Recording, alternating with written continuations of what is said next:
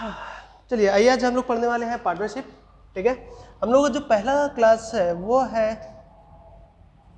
Partnership. ठीक है, partnership का जो मतलब होता है उसको हम लोग बोलते हैं हिंदी में साझेदारी।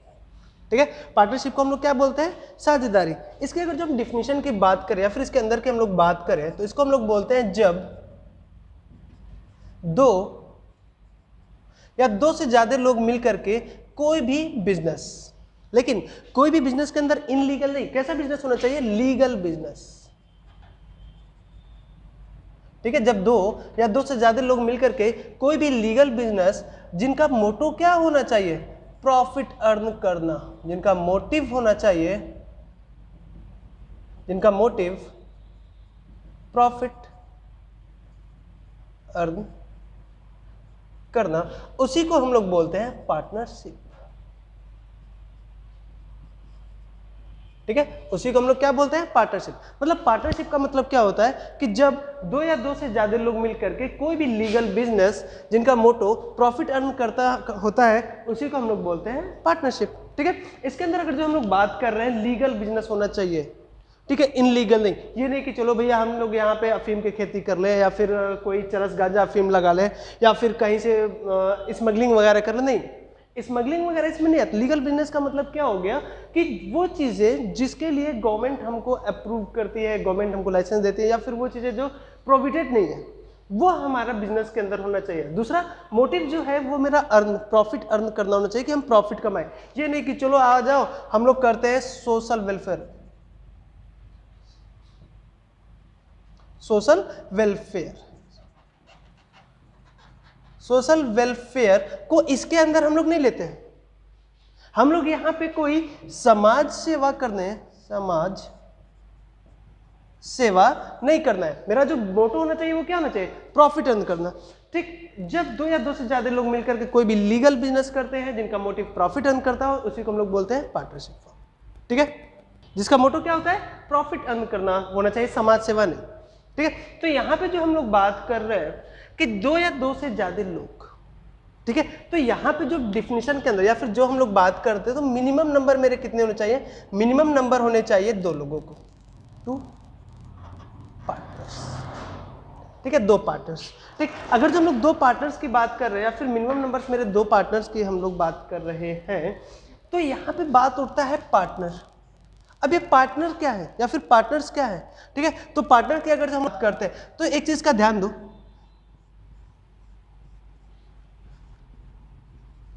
जब भी, ठीक है, मान लो ये दो फ्रेंड है मिस्टर एक्स और मिस्टर वाई। अब ये दोनों लोग मिलकर के एक बिजनेस स्टार्ट किए, तो बिजनेस स्टार्ट किए तो उसी को हम लोग बोल देते हैं कि ये मेरा जो है वो पार्टनरशिप बिजनेस है। ठीक है, तो जैसे हम लोग पार्टनरशिप बिजनेस करते हैं तो ये जो दो लोग हैं मिस्टर एक्स और मिस्टर वाई, इन्हीं को हम लोग बोलते हैं कि ये पार्टनर्स हैं। ठीक है, मिस्टर एक्स एक पार्टनर होगा, मिस्टर वाई दो पार्टनर होगा। तो यहाँ पर हम लोग क्या बोलते हैं कि जो मेरे पास मिनिमम नंबर ऑफ पार्टनर होते हैं वो कितने होने चाहिए? दो होने चाहिए। लेकिन अगर जो मिनिमम मेरा दो है तो मैक्सिमम भी तो कुछ होना चाहिए। तो कौन बताएगा कि मेरे पास मैक्सिमम है? ठीक है, ये जो डिफिनीशन हम लोग करते हैं दो या दो से ज्यादा लोग मिलकर के, तो ये तो डिफाइन करता है कौन? The Indian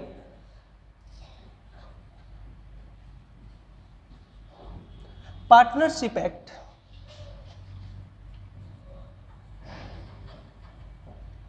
1932।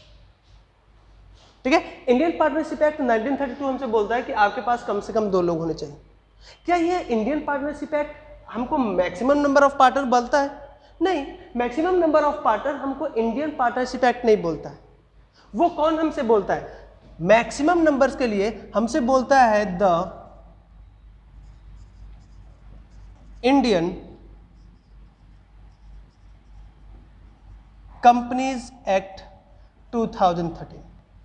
Indian company act 2013 हमसे बोलता है कि आपके पास मैक्सिमम नंबर ऑफ पार्टनर कितने हो चाहिए? 50। ठीक है, और मिनिमम की जो बात हम लोग कर रहे हैं वो कौन बोलता है हमसे? The Indian partnership act 1932। 2। Indian partnership act 1932 हमसे बोलता है कि आपके पास मिनिमम नंबर ऑफ पार्टनर कितने होने चाहिए, 2। और जबकि मैक्सिमम नंबर ऑफ पार्टनर्स के लिए कौन बोलता है, इंडियन कंपनीज एक्ट 2013 हमसे बोलता है कि आपके पास मैक्सिमम नंबर ऑफ पार्टनर्स होने चाहिए। तो यहीं पे एक चीज हम दोबारा से बोल देते हैं कि जब 2 या 2 से ज्यादा लोग, 2 में कितने, 2 और ज्यादा में कितने, 50, मतलब 2 या 2 से ज्यादा लोग मिल करके जब कोई भी एक लीगल बिजनेस, कोई इनलीगल बिजनेस नहीं होना चाहिए, गैर कानूनी बिजनेस यहाँ पे नहीं मान्य होता है, ठीक है, इस चीज का ध्यान रखना। और जिनका मोटो क्या होता है, जिनका मोटिव होता है या फिर मोटिव होता है प्रॉफिट अर्न करना, उसी को हम लोग क्या बोलते हैं, पार्टनरशिप। तो यहाँ पे जो सोशल वेलफेयर की शब्द आते हैं, क्या 2 या 2 से ज्यादा लोग मिल करके समाज सेवा कर रहे हैं तो क्या उसको पार्टनरशिप बोलेंगे, नहीं, वो पार्टनरशिप के अंदर नहीं आएगा। यहाँ पे कभी कभी क्या होता है कि हम लोग एक टर्म ले लेते हैं सर, एक एग्जाम्पल के तौर पे आ जाता है, या फिर हमारे पास कभी कभी लाइफ केस आता है, सर मान लीजिए कि मैं और मेरा फ्रेंड दोनों लोग मिल करके, ठीक है, कोई पार्टी ऑर्गेनाइज कर रहे हैं, तो क्या वो भी पार्टनर्स होंगे, नहीं, वो पार्टनर नहीं, क्योंकि पार्टी ऑर्गेनाइज करना कहां से आ गया, वो बिजनेस तो नहीं ना है, ठीक है, तो वो मेरा पार्टनरशिप के अंदर नहीं है। हाँ 2 लोग तो हो, लेकिन क्या वो बिजनेस हो रहा है, नहीं, वो तो पार्टी ऑर्गेनाइज की बात हो रही है, ठीक है। या फिर हम लोग बोलते सर हम दोनों लोग मिल करके एक काम किए हैं, ठीक है, काम किए, चलो अच्छी बात है, लेकिन अगर जो यहाँ पे क्वेश्चन उठता है, नॉर्मली ये क्वेश्चन एमसीक्यू के पहले वाले टर्म में आता था कि यहाँ पे बोलता था कि मेरे पास मान लो मेरे मिस्टर ए हैं और मिस्टर बी, मिस्टर ए और मिस्टर बी 2 फ्रेंड्स है, केस स्टडी है, ध्यान देना इस चीज को, मिस्टर ए और मिस्टर बी 2 फ्रेंड्स हैं जिन्होंने अपने कॉलेज को खत्म करने के बाद बिजनेस करने के लिए सोचा, ठीक है, उन्होंने बिजनेस करने के लिए एक्सेप्ट भी किया। मिस्टर ए बी से पूछते हैं कि भैया आप क्या मेरे साथ बिजनेस करोगे, ये एक्सेप्ट कर लेता है, और उनका जो मोटो होता है वो बोलता है कि चलो हम लोग क्या करेंगे, गांव में चल करके जो गरीब दुखिया लोग हैं उनको पढ़ाएंगे। तो अगर जो आप फ्री में पढ़ाते हो तो वो क्या हो गया आपके लिए, सोशल वेलफेयर। तो क्या इस चीज को आप पार्टनरशिप लोगे, नहीं, यहाँ पे आपका पार्टनरशिप नहीं होगा, क्योंकि डिफिनीशन में ही हमसे क्या बोल रखा है कि आपका जो प्रॉफिट मोटिव होना चाहिए, ना कि समाज सेवा, ठीक है। यहाँ पे इस एग्जाम्पल में या फिर इस केस स्टडी के अंदर एक टर्म आया कि मिस्टर ए मिस्टर बी से पूछते हैं क्या तुम मेरे साथ मिलकर बिजनेस करना चाहोगे, तो यहीं पे इसका पार्टनरशिप का एक और डिफिनेशन बन जाता है कि partnership is the result of agreement. जो पार्टनरशिप है वो क्या है, एग्रीमेंट का एक रिजल्ट है। ये भी इसके एक डिफिनेशन के टर्म में आ जाता है कि यहाँ पे क्या होता है कि जो पार्टनर्स हैं वो 2 लोग अगर जो एक्सेप्ट कर, देखो एग्रीमेंट के बारे में अगर जो हम थोड़ा सा बताएं तुम लोगों को, तो एग्रीमेंट का मतलब क्या होता है, चलो कि मान लेते हैं कि मैं नवीन, अगर जो मान लो मेरा एक फ्रेंड है, बहुत अच्छा दोस्त है आनंद, उससे हम बोलते हैं कि यार आनंद चलो हम लोग मिलकर के एक बिजनेस स्टार्ट करते हैं, ठीक है। हम आनंद से पूछे, हम आनंद के सामने प्रपोजल रखें कि यार आनंद को चलो मिलकर के एक बिजनेस स्टार्ट करते हैं। अगर जो आनंद उस बिजनेस को, मेरे प्रपोजल को एक्सेप्ट करता है, मेरे ऑफर को एक्सेप्ट करता है, तब तो हम दोनों के बीच में एग्रीमेंट होगा।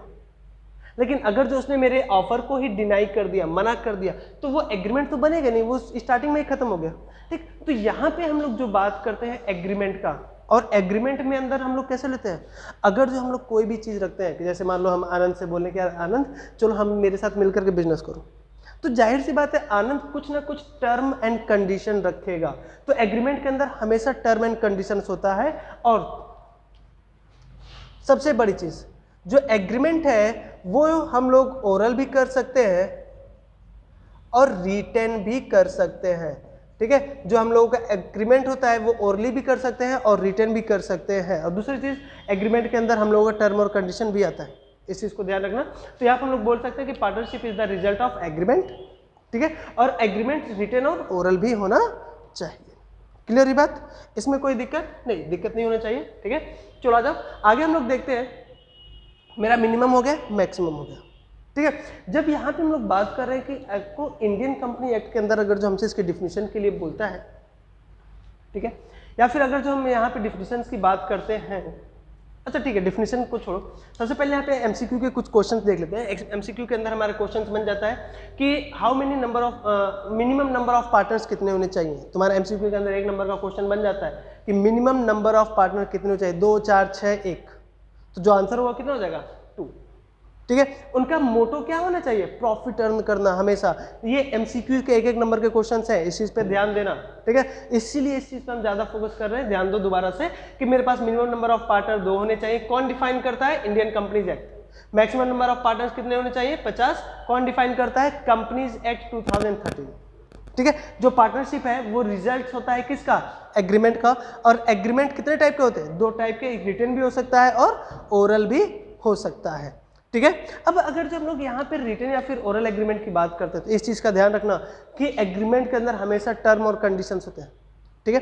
चलो इसमें आगे हम लोग बढ़ते हैं। तो यहाँ पे जो इसका डिफिनीशन है, ठीक है, डिफिनीशन के बारे में थोड़ा सा इसको देख लेते हैं हम लोग कि जो इंडियन कंपनी एक्ट है, देखो सिंपल सा चीज यार, एग्रीमेंट तो हम लोग हमेशा करते हैं। एग्रीमेंट छोड़ो, हम लोग तो हर चीज पार्टनरशिप के अंदर करते ही रहते हैं, ठीक है। कभी घर पे भाई के साथ मिलकर के कोई छोटा सा काम कर लिया, उसको भी हम लोग पार्टनरशिप बोलते हैं, ठीक है। लेकिन वो बिजनेस तो नहीं हुआ ना, ठीक। तो इस चीज को अगर जो पार्टनरशिप को समझना है तो इसको रिलेट करो प्रैक्टिकल लाइफ से, ठीक है। आ जाओ यहाँ पर हम लोग डिफिनीशन की बात करते हैं।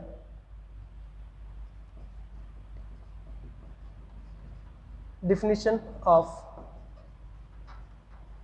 पार्टनर, ठीक है। हो सकता है कि तुम लोगों के मन में एक ख्याल आ रहा हो कि सर थ्योरी पोर्शन तो अकाउंट में आता नहीं, न्यूमेरिकल आता है, तो फिर हम लोग ये थ्योरी पोर्शन में डिफिनीशन क्यों याद कर रहे हैं या फिर क्यों लिख रहे हैं। तो एक चीज तुम लोग बता दे कि जो हम लोगों का अकाउंट है ना, वो 20 नंबर आता है प्रैक्टिकल के और बाकी का 80 नंबर आता है हम लोगों का थ्योरी का, ठीक है। तो प्रैक्टिकल में जो एग्जामिनर आएंगे, जो एक्सटर्नल आते हैं, वो तुमसे कुछ भी उठा के पूछ सकते हैं, वो उनके ऊपर है, ठीक। और दूसरा जो मेरा 80 नंबर का क्वेश्चन पैटर्न है, जो रिटन पेपर होता है, उसके अंदर भी हम लोगों का 20 नंबर तो एमसीक्यू है, वो भी तो इसी में से उठा के पूछ लेता है, ठीक है। तो यहाँ पे हम लोग जब बात कर रहे हैं डिफिनीशन का, तो यहाँ पे सबसे पहले हम लोग बोलते हैं जो इसका डिफिनीशन है वो है section 4 of the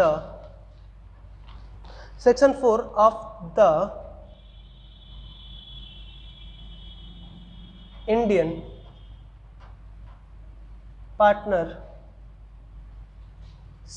act 1932,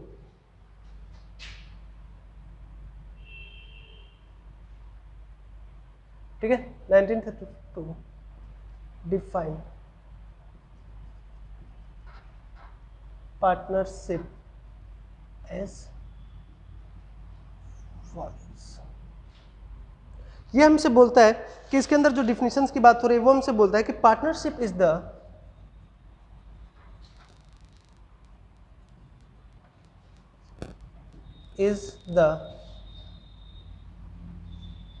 relationship,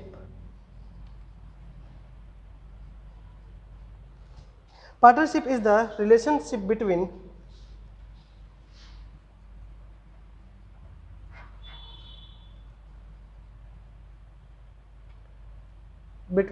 person who have agreed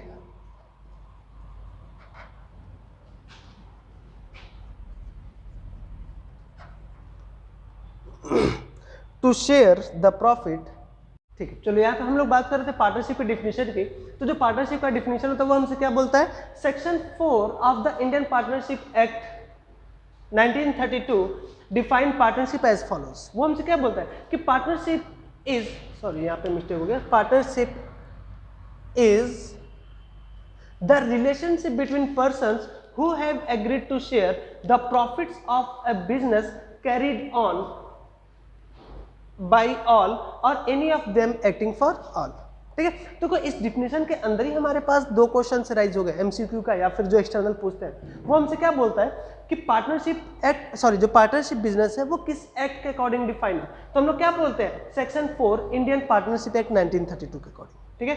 दूसरा चीज यहाँ पे हम लोग बात करते हैं क्या सारे पार्टनर्स बिजनेस कर सकते हैं या फिर सारे पार्टनर्स आके बिजनेस चला सकते हैं या फिर कोई एक कर सकता है। तो यहाँ पर हम बोलते हैं कि हाँ, यहाँ पे सारे के सारे पार्टनर्स आकर के बिजनेस को रन कर सकते हैं या फिर सारे पार्टनर्स के बिहाफ पे कोई एक बंदा भी आकर के बिजनेस को रन कर सकता है, ठीक। और दूसरा चीज इनका जो एग्रीमेंट होता है वो किस चीज़ का होता है कि वो प्रॉफिट्स डिस्ट्रीब्यूट करते हैं, पार्टनर्स के प्रॉफिट को डिस्ट्रीब्यूट करते हैं, ठीक है। तो यहाँ पे जो मेरा डिफिनेशन होता है कि partnership is the relationship between person who have to share the profit of the business carried on by all और any of them acting for all, ठीक है। इसी से रिलेटेड दूसरा मेरा फॉर्मूला डिफिनेशन बन जाता है कि पार्टनरशिप इज द रिजल्ट, ठीक है। रिजल्ट की जगह पे हम लोग यहाँ पे बोल सकते हैं आउटकम, दोनों चीजें बोल सकते हैं, ठीक है।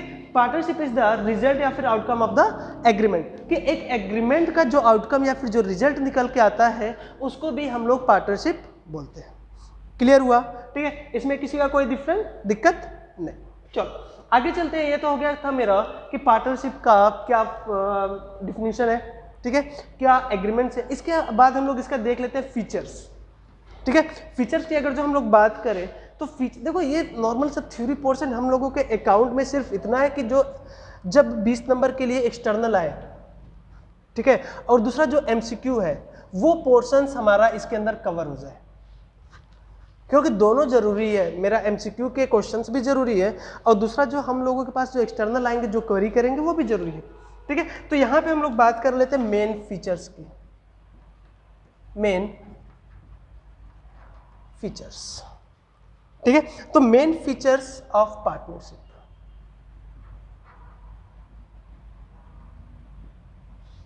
ठीक है, जो हमारा मेन फीचर पार्टनरशिप का उसको हम लोग देख लेते हैं। तो यहाँ पे सबसे पहला जो फीचर होता है वो होता है मेरा 2 और मोर पार्टनर, 2 और मोर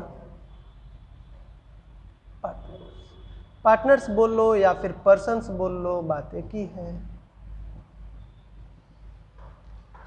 ठीक है। जैसा कि हम लोग डिफिनीशन पढ़ रहे थे उसमें से क्या बोलता था कि कम से कम आपके पास 2 या 2 से ज्यादा लोग होने चाहिए। तो मिनिमम कितने होने चाहिए आपके पास? 2 पर्सन या फिर 2 पार्टनर, पर्सन लिख लो 2 पर्सन्स, ठीक है। और मैक्सिमम कितने होने चाहिए? 50 पार्टनर्स, ठीक है। तो मिनिमम कितने होने चाहिए? मिनिमम 2 होने चाहिए और मैक्सिमम 50। अगर जो हम लोग बात कर रहे हैं तो मिनिमम डिफाइन करता है द इंडियन पार्टनरशिप एक्ट 1932। जो मिनिमम नंबर्स ऑफ पार्टनर्स है वो डिफाइन किया जाता है इंडियन पार्टनरशिप एक्ट 1932 के अकॉर्डिंग, लेकिन जो मैक्सिमम है वो डिफाइन किया जाता है द इंडियन, ठीक है। जो मेरे मैक्सिमम्स है वो डिफाइन किया जाता है द इंडियन कंपनीज एक्ट 2030, ठीक है। तो यहां पर हम क्या बोल सकते हैं कि पार्टनरशिप एक्ट के अंदर, ठीक है, इंडियन पार्टनरशिप एक्ट के अंदर ये जो मैक्सिमम नंबर ऑफ पार्टनर्स 50 है ये डिफाइन नहीं किया गया है, लेकिन जब मेरी इंडियन कंपनीज एक्ट है वो हमसे बोलती है कि आपके पास मैक्सिमम नंबर ऑफ पार्टनर कितने होने चाहिए? 50, ठीक है। क्लियर हुआ। दूसरी जो इसका मेन फीचर है वो है एग्रीमेंट।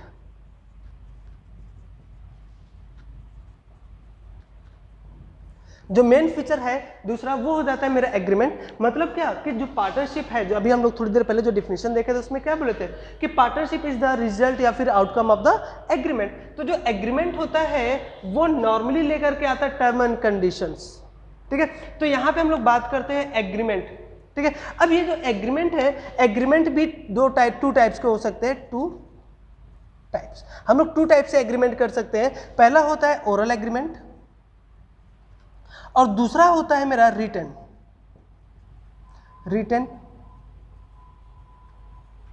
एग्रीमेंट, ठीक है। यहां पे हम लोग एक ओरल एग्रीमेंट करते हैं और दूसरा रिटन एग्रीमेंट करते हैं। देखो जो रिटन एग्रीमेंट होता है, जब इसी रिटन एग्रीमेंट में हम लोग टर्म्स एंड कंडीशंस को इंक्लूड कर लेते हैं तो यही आगे चल के मेरा जो बनता है उसी को हम लोग बोलते हैं पार्टनरशिप डीड, ठीक है। तो यहाँ पे पार्टनरशिप डीड क्या होता है कि partnership deed is a written agreement between partners is called partnership deed, ठीक है। जो पार्टनरशिप डीड है वो मेरा क्या कहलाता है कि जब चलो यहाँ पे जो हम बात कर रहे थे, जो मेरा टर्म एंड कंडीशन है, जो यही रिटन एग्रीमेंट होता है, इसी को हम लोग बोल देते हैं पार्टनरशिप डीड।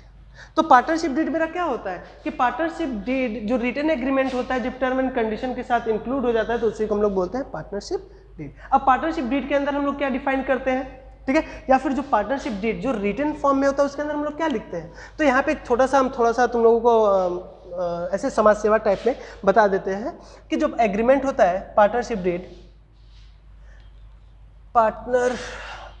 डीड, जो इसके अंदर कंटेंट होते हैं, सबसे पहला क्या होता है मेरा, name of partnership, name of business.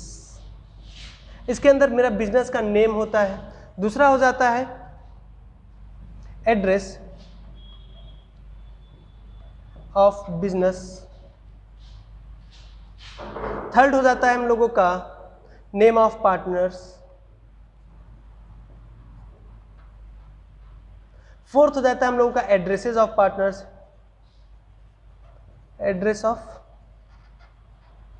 Partners, address of partners, ठीक। फिफ्थ हो जाता है हम लोगों का प्रॉफिट शेयरिंग रेशियो, ठीक है। इसी तरीके से बहुत सारी चीजें इसके अंदर हम लोगों का इंक्लूड होता है जो कि पार्टनरशिप डीड के अंदर आता है, ठीक है। कभी कभी हम लोग बात करते हैं कि अगर जो मेरे पास पार्टनरशिप डीड एब्सेंस हो, ठीक है, ये हम लोग पढ़ेंगे नेक्स्ट वीडियो में, ठीक है, लेकिन अभी के लिए मैं क्या बात करते हैं, जब हम लोग पार्टनरशिप डीड की बात करते हैं उसके अंदर ये चीजें होती हैं कि यहाँ पे एक टर्म एंड कंडीशन है। तो हम लोग बोलते हैं कि अगर जो कोई पर्सन या फिर अगर जो कोई पार्टनर बिजनेस को कैरी ऑन कर रहा है, फिर बिजनेस की देखभाल कर रहा है, थोड़ा हम साइड में बैठ जाते हैं, तुम लोगों को दिखेगा, ठीक है। यहाँ पर हम बात कर रहे हैं कि अगर जो हम लोग पार्टनरशिप की बात कर रहे हैं, बिजनेस को रन करने की बात कर रहे हैं, तो अगर जो कोई पर्सन बिजनेस को रन करता है, ठीक है, अगर जो कोई बंदा बिजनेस को रन करता है तो उसको भी तो सैलरी मिलना चाहिए। अगर जो वो डिफाइन है तब तो ठीक है, अगर जो डिफाइन पार्टनरशिप के अंदर नहीं बोला गया तब यहाँ पे हमसे बोलता है कि आपको जो पैसा लगाए हो, जो कैपिटल लगाए हो, उसके अकॉर्डिंग भी आपको क्या मिलना चाहिए, इंटरेस्ट ऑन कैपिटल। अगर जो पार्टनरशिप डीड के अंदर डिफाइन है तो सही है, अगर नहीं डिफाइन है तब आपने पार्टनरशिप बिजनेस को लोन दे रखा है, अगर जो इंटरेस्ट ऑन लोन डिफाइन है तो सही है, अगर जो नहीं डिफाइन है तब। तो ऐसे बहुत सारे कंटेंट्स होते हैं जो हम लोग पार्टनरशिप डीड जब एब्सेंस होगा, ये चीज हम लोग पढ़ेंगे नेक्स्ट वीडियो में, जो पार्टनरशिप डीड एब्सेंस होता है तो हम लोग क्या डिफाइन करते हैं उसको देख के चलते हैं, ठीक है। तो यहाँ पर हमारे पास फीचर्स के अंदर हो गया, मेरे पास कम से कम दो या ज्यादा लोग होने चाहिए, ठीक है। दूसरा हो जाता है हमारे पास एग्रीमेंट हो जाता है कि हमारे पास पार्टनरशिप के दो टर्म पे एग्रीमेंट होते हैं, रिटेन होता है, और दूसरा होता है हम लोगों का ओरल, ठीक है। नेक्स्ट जो हम लोग देखते हैं थर्ड हो जाता है हमारा प्रॉफिट शेयरिंग रेशियो या फिर शेयरिंग ऑफ प्रॉफिट, शेयरिंग, ठीक है। तो यहाँ पे जो मेरा थर्ड होता है इसको हम दोबारा लिख दे रहे हैं, बहुत अजीब सी राइटिंग हो गई है, ठीक है। इसको जो हम लोग दोबारा जाता है हम लोगों का थर्ड वाला, उसको हम लोग बोलते हैं शेयरिंग ऑफ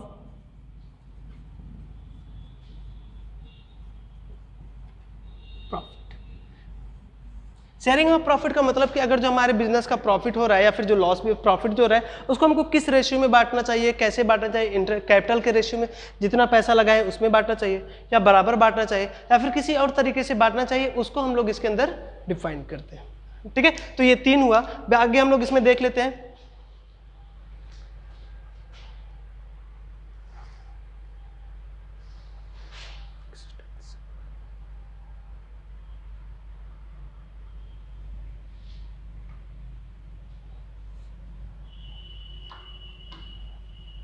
ठीक है, 3 हो गया था, 4 होता है मेरा जो मोटिव होना चाहिए, जो मेरे बिजनेस का मोटिव होना चाहिए, प्रॉफिट मोटिव होना चाहिए।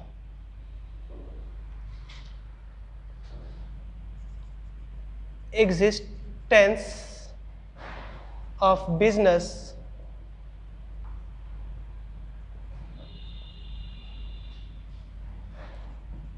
एंड प्रॉफिट मोटिव,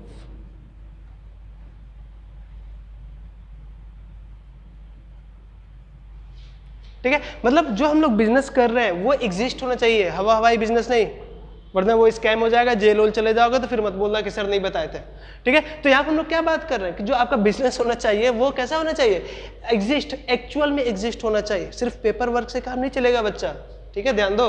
तो यहाँ पे जो बिजनेस होता है वो मेरा एक्चुअल में एग्जिस्ट होना चाहिए और जो उनका प्रॉफिट मोटिव होना चाहिए। अभी हम स्टार्टिंग में बोले थे ना कि जब हम लोग बिजनेस करते हैं तो उनका जो बिजनेस होना चाहिए वो कैसा होना चाहिए, प्रॉफिट मोटिव। ठीक है, चलो आ जाओ। फिर इसके बाद हम लोग जो बात करते हैं नेक्स्ट का 5th, वो होना चाहिए इनका जो relationship of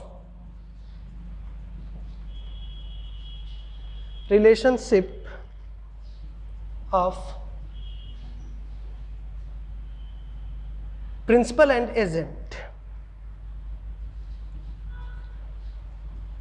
principal and agent, ठीक है। जो मेरा रिलेशनशिप होना चाहिए वो किसका होना चाहिए, प्रिंसिपल और एजेंट का। ये नहीं, एक चीज का ध्यान रखना कि इसके अंदर कोई भी मेरा पार्टनरशिप के अंदर हम लोग यहां पे सर्वेंट, ओनर, सर्वेंट ऐसा कुछ नहीं होता है।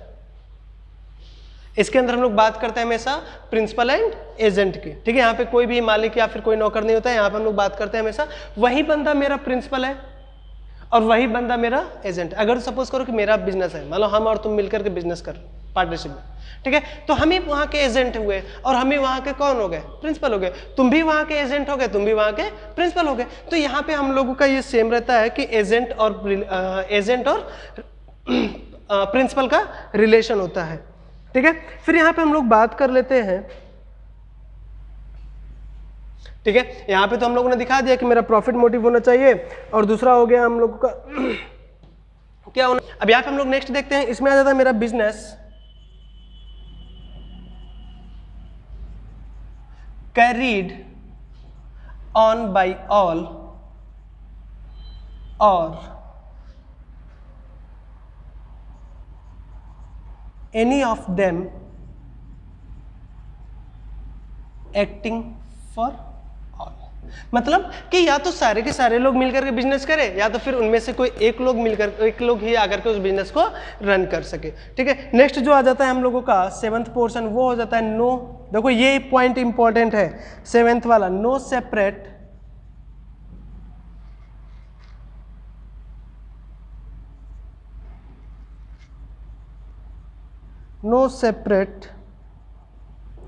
एग्जिस्टेंस।